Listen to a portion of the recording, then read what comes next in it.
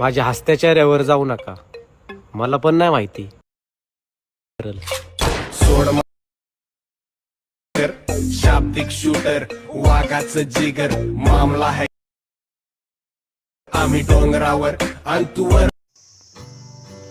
तर भावांनो, तुम्हाला व्हिडिओचा प्रिव्ह्यू कसा वाटला कमेंटमध्ये नक्की सांगा.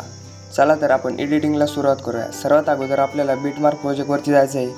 बीटमार्क प्रोजेक्टवरती गेल्यानंतर तुम्हाला असं इंटरफेस दिसेल भावांनो. बीटमार्क प्रोजेक्टवरती आल्यानंतर तुम्हाला 5 सेकंडवरती येऊन ह्या बीटवरती यायचं आहे. तिथे आल्यानंतर प्लसच्या आयकॉनवरती क्लिक करून मीडियावरती जायचं आहे. मीडियावरती गेल्यानंतर तुम्हाला इमेज घ्यायचा आहे भावांनो. अशा प्रकारचा तुम्ही तुमचा इमेजसुद्धा घेऊ शकता भावांनो.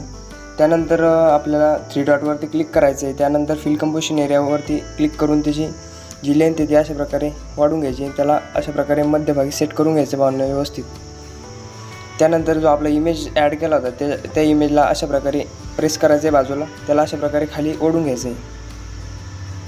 त्यानंतर आपल्याला परत इथे यायचं भावांनो 5 सेकंडच्या थोडं पुढच्या बीटवरती. तिथे आल्यानंतर तिथे आपल्याला हा इमेज स्प्लिट करून घ्यायचा आहे. अशा प्रकारे स्प्लिट केल्यानंतर परत आपल्याला इमेजवरती क्लिक करायचं आहे. त्याला अशा प्रकारे खाली ओढून घ्यायचं आहे बरोबर. त्यानंतर आपल्याला याच्यावरती जायचं भावांनो 5 सेकंडवरती यायचे इथे आल्यानंतर आपल्याला प्लसच्या आयकॉनवर क्लिक करून मीडियावरती जाऊन तुम्हाला एक बॅकग्राऊंड इफेक्ट दिला जाईल भावांनो. ती लेअर आपल्याला इथपर्यंत सिलेक्ट होऊन जाईल भावांनो. त्यानंतर तिच्यावरती क्लिक करून ब्लेंडिंग अँड ऑपेसिटी ह्या ऑप्शनवर क्लिक करायचं आहे. लाईटन करून त्याला स्क्रीन करून टाकायचं आहे अशा प्रकारे. त्यानंतर परत आपल्याला बॅक यायचं भावांनो. शेकी इफेक्टच्या याच्यावर जायचं भावांनो आपल्याला प्रीसेटवरती गेल्यानंतर तो इमेजवरती क्लिक करून इफेक्टवरती जाऊन 3 डॉटवर जाऊन कॉपी करून घ्यायचा भावांनो इफेक्ट कॉपी केल्यानंतर आपल्याला बीटमार्क प्रोजेक्टवरती जायचं आहे.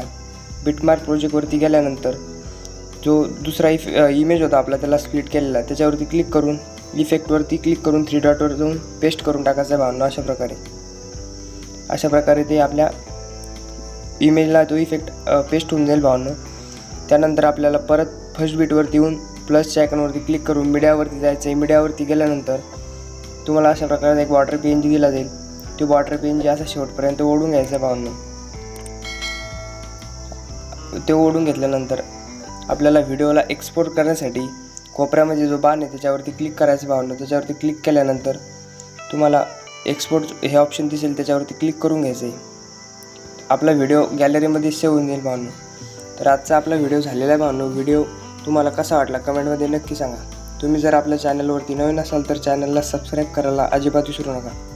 चला तर भेटूया भावांनो पुढच्या व्हिडिओमध्ये. धन्यवाद.